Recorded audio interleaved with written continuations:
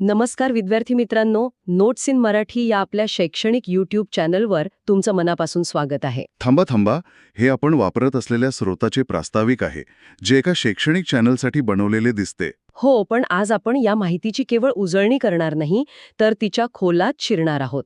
अगदी. आपल्याकडे पूर्व आशियाच्या आधुनिकीकरणाबद्दल काही माहिती आहे. चीन, जपान आणि कोरिया 3 देशांच्या 3 कथा. पण या वरवर सोप्या वाटणाऱ्या कथांमध्ये एक मोठा प्रश्न दडलाय. तोच तर की 19व्या शतकात संकट एकच होतं, पाश्चात्य देशांकडून आलेलं. मग हे 3 शेजारी देश इतक्या वेगवेगळ्या मार्गांवर का गेले? बरोबर. एक देश स्वतःचं साम्राज्य उभं करतो, दुसरा क्रांतीच्या खाईत लोटला जातो. आणि तिसरा तर वसाहतवादाच्या चक्रातच अडकून पडतो. चला, या स्रोतांमध्ये काय दडले ते उघडून बघूया. सुरुवात जपानपासून करूया का? हो, नक्कीच. स्रोतांमधलं चित्र खूपच नाट्यमय आहे. 1850च्या दशकातला जपान म्हणजे एक सरंजामशाही देश. हो, क्योटोमध्ये सम्राट नावापुरता, पण खरी सत्ता इडोमध्ये, म्हणजे आजच्या टोकियोमध्ये बसलेल्या शोगुनच्या हातात. आणि देश चालवत होते डायम्यो सरदार आणि त्यांचे सामुराई योद्धे.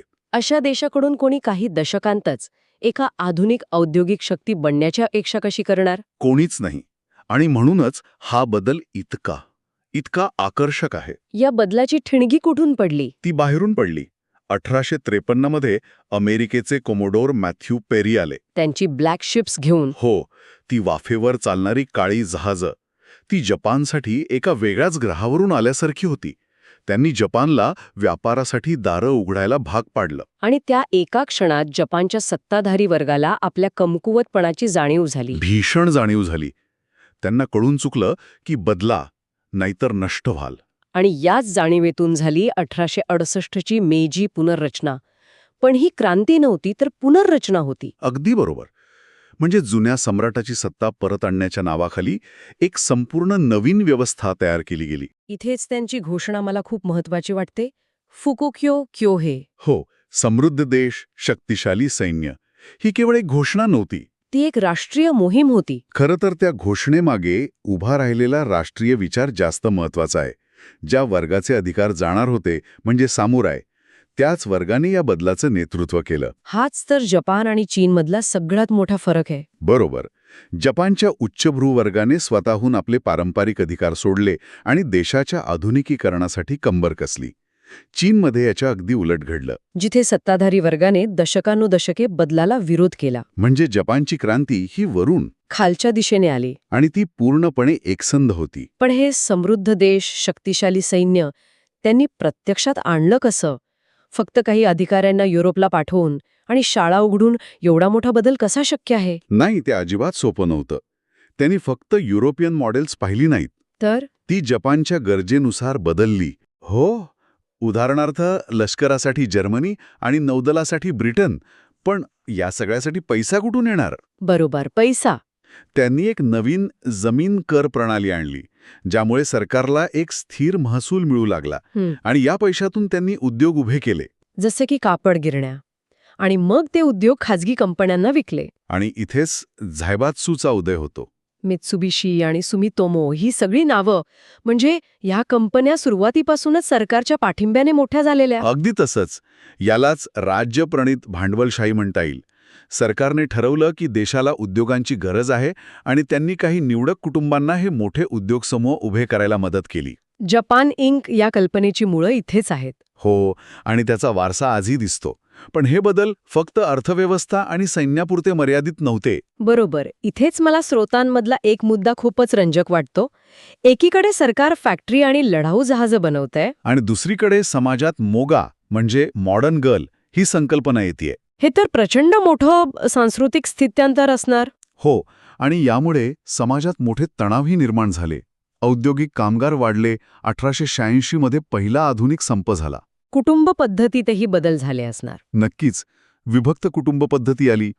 पण या आधुनिकीकरणाची एक काळी बाजूही होती. शक्तिशाली सैन्य या घोषणेचा दुसरा अर्थ? आक्रमक राष्ट्रवाद आणि साम्राज्यवाद. म्हणजे पाश्चात्य देशांप्रमाणे स्वतःच्या वसाहती निर्माण करणे. हो, त्यांनी आधी चीनला हरवलं आणि नंतर रशियासारख्या बलाढ्य शक्तीला, तैवान आणि कोरियावर ताबा मिळवला. आणि इथेच एक वैचारिक संघर्ष सुरू होतो. अगदी. फुकुजावा युकिची सारखे विचारवंत म्हणत होते की जपानने आशिया सोडून पूर्णपणे पाश्चात्य बनायला हवं. म्हणजे हे फक्त तंत्रज्ञान स्वीकारण्यापुरतं नव्हतं? नाही, ही आपली ओळख काय असावी याबद्दलचा एक खोल संघर्ष होता.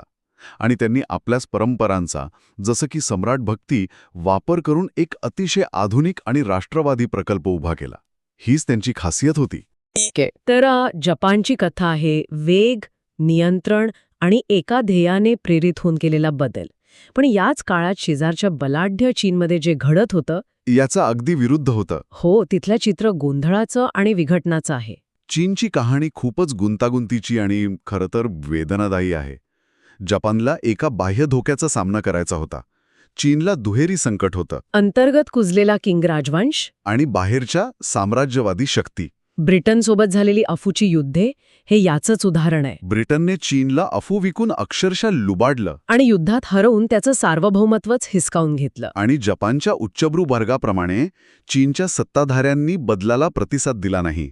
ते आपल्याच जुन्या जगात अडकून पडले होते. बरोबर. आणि यामुळे चीनला वाचवण्यासाठी 3 वेगवेगळे मार्ग समोर आले. एक होते सुधारक, जे राजेशाहीच्या चौकटीत राहून बदल करू इच्छित होते. दुसरे होते सन यात सेन यांच्यासारखे प्रजासत्ताकवादी, ज्यांना राजेशाही उलथवून टाकायची होती. आणि तिसरे होते कम्युनिस्ट. हे असं होतं जणू एका मरणासन्न रुग्णाला 3 वेगवेगळ्या प्रकारची औषधं देत होते. आपण सन यात्सेन यांच्याबद्दल बोलूया. त्यांना आधुनिक चीनचे जनक मानलं जातं. त्यांचे 3 सिद्धांत महत्वाचे आहेत. हो, राष्ट्रवाद, लोकशाही आणि लोकांचे कल्याण. राष्ट्रवाद म्हणजे मांचू राजवंश आणि साम्राज्यवाद्यांना हाकलून देणे. लोकशाही म्हणजे प्रजासत्ताक. आणि लोकांचे कल्याण म्हणजे लोकांच्या आर्थिक गरजा पूर्ण करणे. त्यांनी 1911 मध्ये क्रांती करून प्रजासत्ताक स्थापन केलं सुद्धा. पण ते फार काळ टिकलं नाही. देश लगेचच वॉरलॉर्ड्स म्हणजे स्थानिक सरदारांच्या ताब्यात गेला. प्रजासत्ताक इतक्या लवकर का अपयशी ठरलं? कारण जपानप्रमाणे इथे कोणताही एकसंध केंद्रीय दृष्टिकोन किंवा सत्ता नव्हती. राजाशाही गेल्यावर एक मोठी पोकळी निर्माण झाली. आणि ती भरून काढण्यासाठी अनेक गट पुढे आले. हो, आणि याच अस्थिरतेमुळे गोमिंडांग म्हणजे राष्ट्रवादी पक्ष आणि चीनी कम्युनिस्ट पार्टीला वाढायला संधी मिळाली. आणि इथे माओ जेडॉंग यांची एंट्री होते. बरोबर. कम्युनिस्टांच्या विजयामागे त्यांचं कोणतं धोरण निर्णायक ठरलं? त्यांची सगळ्यात मोठी आणि क्रांतिकारी कल्पना म्हणजे त्यांनी क्रांतीचा आधार शहरी कामगारांऐवजी ग्रामीण शेतकऱ्यांना बनवलं. जे पारंपरिक मार्क्सवादी विचारांच्या पूर्णपणे विरुद्ध होतं. हो, माओनं समजलं होतं की चीन म्हणजे गावखेड्यांचा देश आहे आणि शेतकऱ्यांशिवाय क्रांती शक्य नाही. त्यांची लाँग मार्चची घटना, ती जरी प्रत्यक्षात एक लष्करी माघार होती, तरी ती पक्षासाठी एक प्रेरणादायी कथा बनली. यातूनच माओंचं नेतृत्व पोलादी झालं. आणि अखेरीस अनेक वर्षांच्या गृहयुद्धानंतर 1949 मध्ये कम्युनिस्टांनी गुओमिंडांगचा पराभव केला आणि पीपल्स रिपब्लिक ऑफ चायनाची स्थापना केली. एका शतकाच्या अपमान आणि अस्थिरतेनंतर चीनला अखेर एक एकसंध सरकार मिळालं होतं. तो क्षण त्यावेळच्या लोकांसाठी खूप मोठा असणार. नक्कीच, ती एका नव्या युगाची सुरुवात होती. पण आता आपण ह्या 2 मोठ्या देशांची गोष्ट पाहिली. एकाची वेगवान प्रगती आणि दुसऱ्याचा वेदनादायी संघर्ष. पण यांच्यामध्ये अडकलेली कोरियाची कहाणीही तितकीच महत्वाची आहे. बरोबर. कोरियाची गोष्ट तर या दोघांच्या सावलीत घडलेली आहे. त्याचा आधुनिकीकरणाचा मार्ग स्वतःचा नव्हता. तो इतरांनी ठरवला होता. अगदी बरोबर. कोरियावर प्रचंड परकीय दबाव होता आणि अखेरीस 1910 मध्ये जपानने त्याला आपली वसाहत बनवले. यामुळे त्यांच्या नैसर्गिक विकासाचा मार्ग पूर्णपणे खुंटला. त्यांचं आधुनिकीकरण झालं, पण ते जपानच्या फायद्यासाठी. दुसऱ्या महायुद्धानंतर 1945 मध्ये त्यांना स्वातंत्र्य मिळालं. पण ती एक वेगळीच शोकांतिका ठरली. हो, देशाची शीतयुद्धाच्या राजकारणामुळे 38व्या समांतर रेषेवर उत्तर आणि दक्षिण कोरियामध्ये फाळणी झाली. आणि स्रोत इथे दक्षिण कोरियाच्या प्रवासावर जास्त लक्ष केंद्रित करतात. तिथे पार्क chung-hee यांच्या हुकुमशाही राजवटीखाली प्रचंड वेगाने औद्योगिकरण झालं. पुन्हा तोच प्रश्न समोर येतो. आर्थिक विकास विरुद्ध लोकशाही स्वातंत्र्य. हो, आणि दक्षिण कोरिया हे याचं एक उत्कृष्ट उदाहरण आहे. त्यांनी एक आर्थिक चमत्कार घडवला. सॅमसंग, ह्युंडाई सारख्या कंपन्या याच काळात मोठ्या झाल्या. पण यासाठी लोकांना आपल्या राजकीय स्वातंत्र्याची मोठी किंमत मोजावी लागली. खूप मोठी. हुकुमशाहीच्या विरोधात लोकांचा संघर्ष तीव्र होता. स्रोतांमध्ये ग्वांगजू लोकशाही आंदोलन आणि जून लोकशाही आंदोलनाचा उल्लेख आहे. म्हणजे दक्षिण कोरियामध्ये लोकशाही वरून लादली गेली नाही, नाही? लोकांनी रस्त्यावर उतरून संघर्ष करून मिळवली. बरोबर. हीच कोरियाच्या कथेची खासियत आहे. जपानमध्ये बदल उच्चभ्रू वर्गाने घडवला, चीनमध्ये तो एका पक्षाच्या क्रांतीतून आला.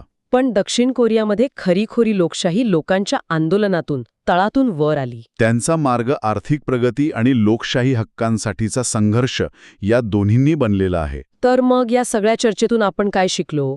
आपण 3 पूर्णपणे वेगळे मार्ग पाहिलेत. जपानचं नियोजनबद्ध, सरकारी नेतृत्वाखालचं आधुनिकीकरण, ज्याने त्यांना एक साम्राज्यवादी शक्ती बनवलं. चीनचा साम्राज्यवाद आणि अंतर्गत फुटीरतेविरुद्धचा एक शतकाचा दीर्घ, वेदनादायी संघर्ष, ज्याचा शेवट कम्युनिस्ट क्रांतीत झाला. आणि कोरियाचा वसाहतवाद, फाळणी आणि हुकुमशाहीतून एका आर्थिक शक्तिशाली आणि जिवंत लोकशाहीपर्यंतचा प्रवास. याला व्यापक दृष्टिकोनातून पाहिलं तर हे स्पष्ट होतं की आधुनिकीकरणाचा कोणताही एक ठरलेला फॉर्म्युला नाही, नाही का? अजिबात नाही.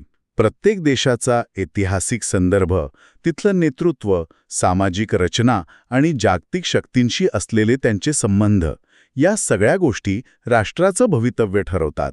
जपानने आपल्या परंपरांचाच वापर करून आधुनिकीकरण साधलं, तर चीनला काहीतरी नवीन निर्माण करण्यासाठी आपल्या हजारो वर्षांचा भूतकाळ मोडून काढावा लागला आणि कोरियाला इतरांच्या छायेतून स्वतःची एक नवी ओळख निर्माण करावी लागली. स्रोतांच्या शेवटी एक महत्वाचा मुद्दा मांडला आहे, जो आजही लागू होतो. चीनबद्दलचा? हो, चीनने बाजारपेठेवर आधारित सुधारणांमध्ये प्रचंड यश मिळवलं असलं तरी तिथली राजकीय व्यवस्था आजही एका पक्षाच्या कठोर नियंत्रणाखाली आहे. आता त्यांच्यासमोर आपला सांस्कृतिक वारसा जपून विकास करण्याचं आव्हान आहे. आणि याच विचारावर आपण थांबूया. एक अंतिम प्रश्न उरतो. 21व्या शतकात हे देश पुढे जात असताना आधुनिकीकरणाचा त्या सुरुवातीच्या काळात त्यांनी घेतलेले निर्णय आणि निवडलेले मार्ग, त्यांचे एकमेकांशी आणि उर्वरित जगाशी असलेले संबंध आजही कसे आणि किती प्रमाणात प्रभावित करत आहेत?